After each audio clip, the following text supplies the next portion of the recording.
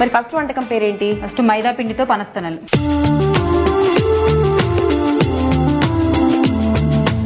లత గారు, దీనికి కావాల్సిన పదార్థాలు చూద్దామా? అలాగేనండి, చూద్దాం. నూనె, ఫుడ్ కలర్, మైదా, డాల్డా, పంచదార. ఓకే, దీనికోసం ముందుగా దాన్ని ప్రిపేర్ చేసుకోవాలండి. అలా చేసుకోవాలండి. కొంచెం మైదా పిండిలో డాల్డా వేసుకుని కొంచెం వాటర్ తీసుకుని చపాతీ పిండిలాగా కలిపి పెట్టేస్తాం. మీరు ముందుగానే ప్రిపేర్ చేశారు కదా? చేశానండి. ఓకే, సో ఇప్పుడు నెక్స్ట్ ఏంటండి? ఈ లోపల ఇది మనం చేసుకునే లోపల పాకం రెడీ చేసుకుందాం. వేసుకుందాం. సో దానికోసం ముందుగా స్టవ్ ఆన్ చేస్తాం. స్టవ్ ఆన్ చేసుకోవడం ఫస్ట్. ఇది మాత్రం నేను చేస్తాను, మిగతా అంతా ఈ లోపల నేను పూరి చేసేస్తానండి. ఇప్పుడు ఏం చేయాలండి? Next water వేసేనా? వాటర్ పోసేసి ముందుగా పాకం ప్రిపేర్ చేసుకోవాలండి. కొంచెం వాటర్ సరిపోతుంది, చాలు. ఓకే, కొంచెం వాటర్ పోసుకోవాలి. తర్వాత పంచదార వేసి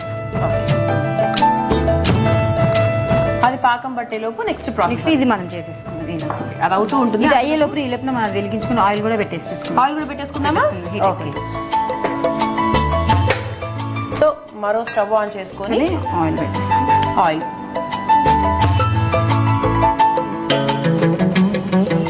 సరిపోతుందా? సరిపోతుంది. ఓకే, ఇది కూడా వేడవుతూ ఉంటుంది. అది వేడే లోపల మనం ఈ లోపల ఇవి చేసేసుకుందాం. ఓకే, సో ఇప్పుడు అంటే ఇది ఏ సైజ్ లో చేసుకుంటున్నారు? మామూలుగా చిన్నగా పూరి లాగా చేసుకుంటే సరిపోతుంది. ఓకే, మీ వారికి బాగా ఇష్టమా మీ వంట అంటే? తింటారు. తింటారులేండి, అందరూ ఇలా ఉన్నా తింటారు, తప్పదు. పెళ్లి చేసుకున్నాక తింటారు. మా ఇంట్లో వాళ్ళందరికీ ఇష్టం. అందరికీ ఇష్టమా? మీ వంట ట్రైనింగ్ ఎక్కడ? పెళ్లికి ముందు మీ మమ్మీ నేర్పించారా, మీరే నేర్చేసుకున్నారా? ఏం లేదు, అంత పెళ్ళైనాక. పెళ్ళైన తర్వాత అప్పుడు ఏం తెలియదు నాకు. ఓకే, ఎన్ని ఇయర్స్ అయింది మ్యారేజ్ అయ్యి? 16 ఇయర్స్ అవుతుంది. 16 ఇయర్స్. అసలు ఎన్ని ఇయర్స్ అయింది మ్యారేజ్ అయ్యి అన్న వెంటనే ఎంత చిరునవ్వో ఫేస్ లో. ఆ చిరునవ్వో సిగ్గో ఏంటో అర్థం కావట్లేదు. చిరునవ్వో అని డిసైడ్ చేశాను నేను మాత్రం. పాకం బాగా మెత్త ఇట్లా బాగా తీగ పాకం లాగా రావాలి. ఓకే ఓకే, అలా వస్తే సరిపోతుంది. సో ఇంతలోపు ఇది ఆయిల్ కూడా బాగా వేడెక్కుతుందండి. ఇప్పుడు మనం ఈ రెండు చేసేసుకుందాము.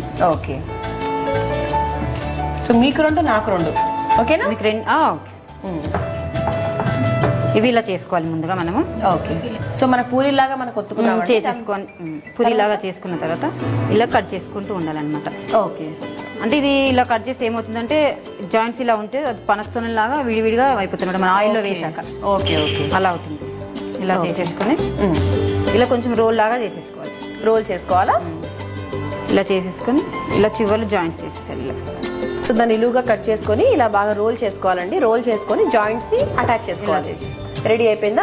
ఒకటి రెడీ అయిపోయింది. దాన్ని మనం నూనెలో వేసేసుకోవాలి. నూనెలో వేసేయడం. నూనె కూడా చూడండి అసలు వేడెక్కిందో లేదో నాకైతే అనిపిస్తుంది. ఓకే, అయిపోయింది. ఓకేనా? అది వేసేసుకుందామా? ఓకే, ఇప్పుడు ఎక్కువగా వేడైపోయింది అనుకోండి మాడిపోతుంది. నేను మాడగొట్టాను అంటారు మీరు.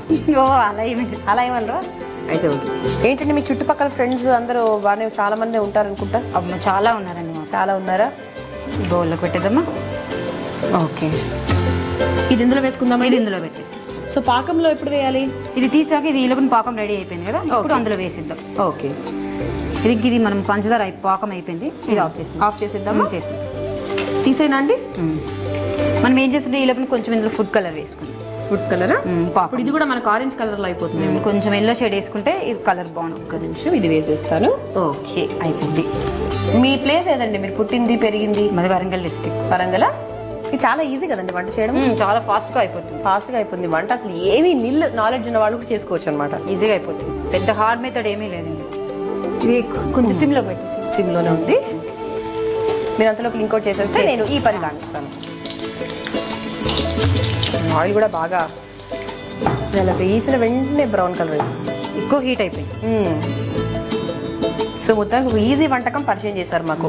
అంటే ఉంటుంది, మళ్ళీ బాగుంటుంది, టేస్టీగా ఉంటుంది. స్వీట్ ప్రియులకు మాత్రం చాలా ఇష్టపడతారు అనుకుంటా కదా?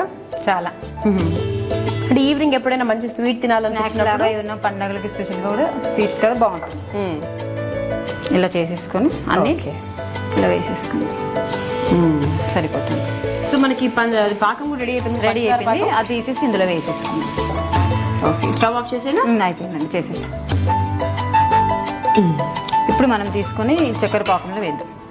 ఓకే, సో ఇప్పుడు ముందుగానే పాకం తయారు చేసుకున్నాం కదా, ఇందులో వేసేద్దాం. సరిపోతుంది. ఫుడ్ కలర్ వేసుకున్నాం కదా, ఇది కొంచెం ఒక 5 మినిట్స్ అలా ఉంచేస్తే 5 మినిట్స్ సరిపోతుంది. ఈ పాకం అంతా అది పీల్చేస్తుంది. ఇది కొంచెం వేడిగా ఉంటుంది కదా.